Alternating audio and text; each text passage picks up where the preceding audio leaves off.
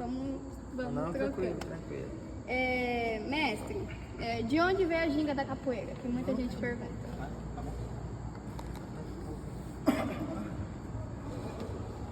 A ginga da capoeira, vocês têm ideia de onde veio a ginga da capoeira? Podem falar, podem responder. Não, vamos aqui. Vamos aqui. Vocês têm ideia? Ninguém vai chutar, vocês falam tanto.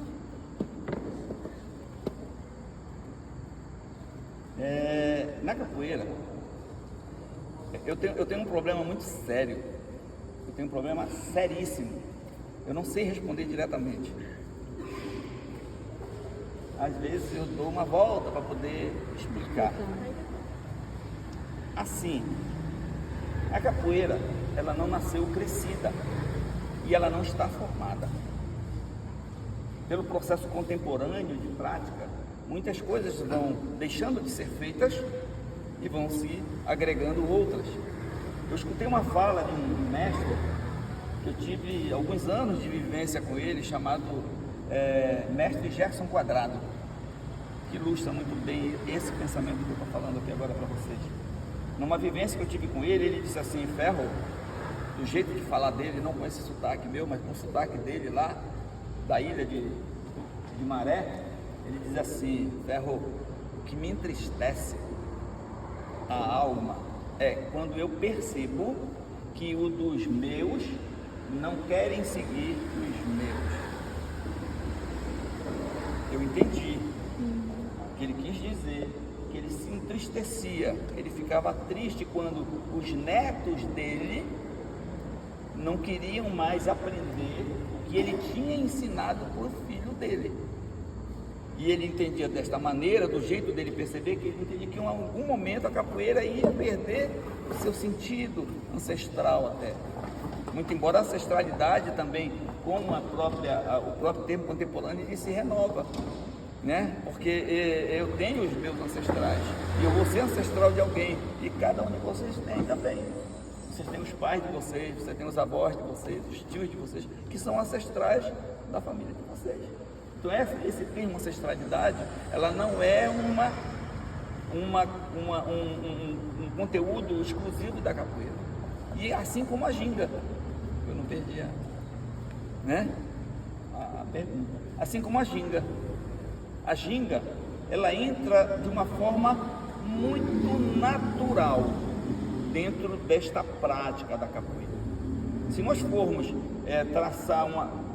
buscar no tempo, lá na África, nós tínhamos uma tribo Dinga, que você vai mudando a forma de falar, você chama Dinga, que tinha uma rainha, que tinha uma tribo, tinha uma nação, tá? E o termo não era a sonoridade da palavra, foi inserida de uma forma natural.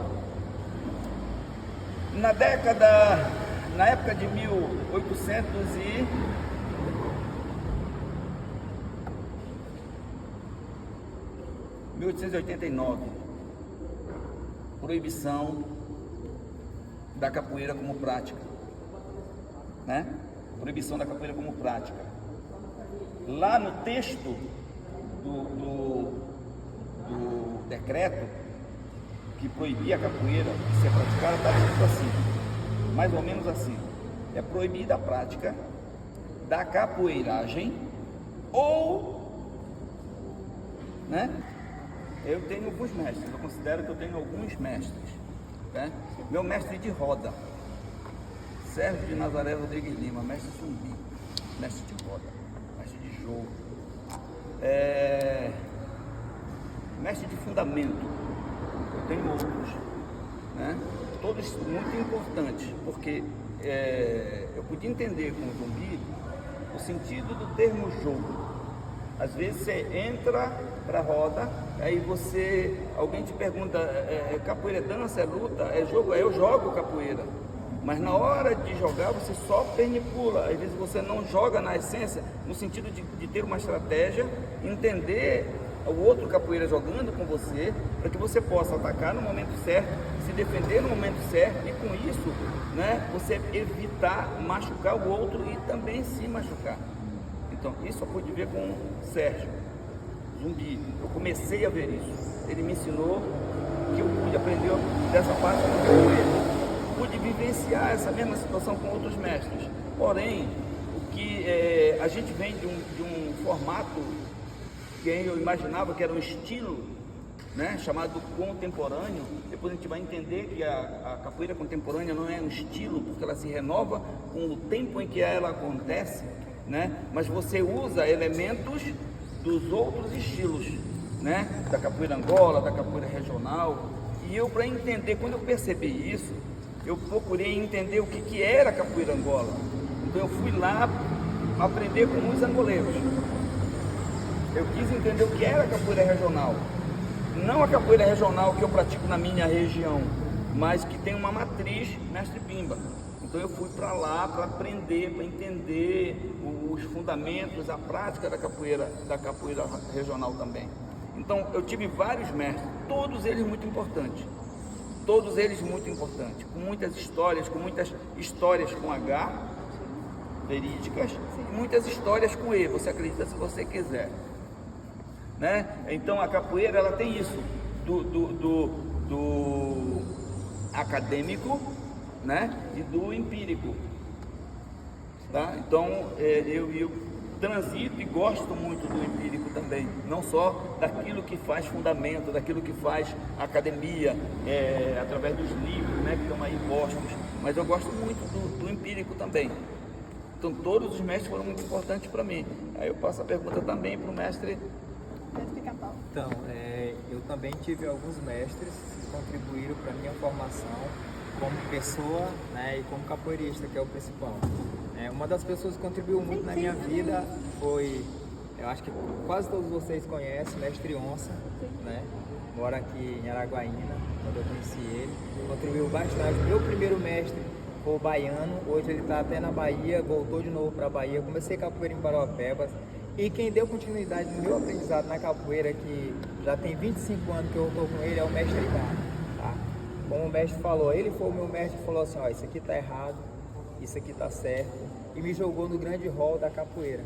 Foi ele que me levou para o mundo da capoeira e falou assim, ó, esse aqui é o meu aluno. A ginga, que a gente já sabe, tem que ser desse jeito. Como que vai ser desse jeito se eu sou alto, o outro é baixinho, um puxa para um lado, o outro puxa a outra perna? Cada um tem a sua ginga. O mestre ginga com a mão lá na barriga, mas ele está pronto para se defender. Por que tem que engessar, tem que ser aquela coisa? Não precisa ser assim. Tá? A ginga, igual o mestre fala, é a identidade capoeira. Tá? Cada um tem a sua. Ela é livre. É livre, tem que ser livre.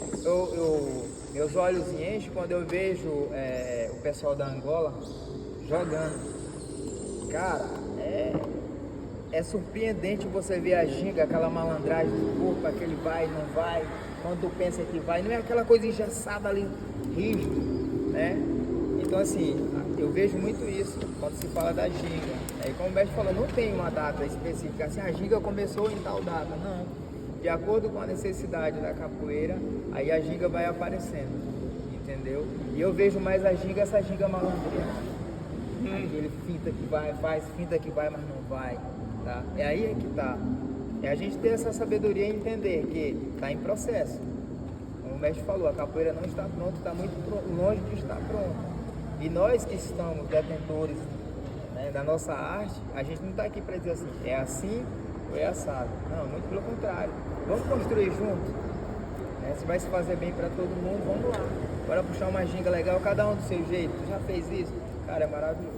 Mas Pica-Pau, Bastava que o camarada andasse de lado ou meio de banda, como os escravos costumavam andar, né? Então ele já era taxado como capoeira, porque era uma forma que ele andava gingando.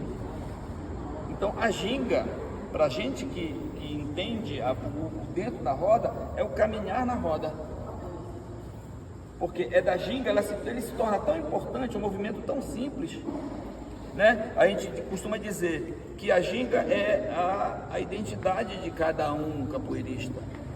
Porque por mais que você ensine daqui para lá, para um coletivo de 50, 60, 70 enfileirados, né, militarmente falando, né, enfileirados ali gingando, parece que está todo mundo gingando igual. Quando vai para a roda, ginga diferente.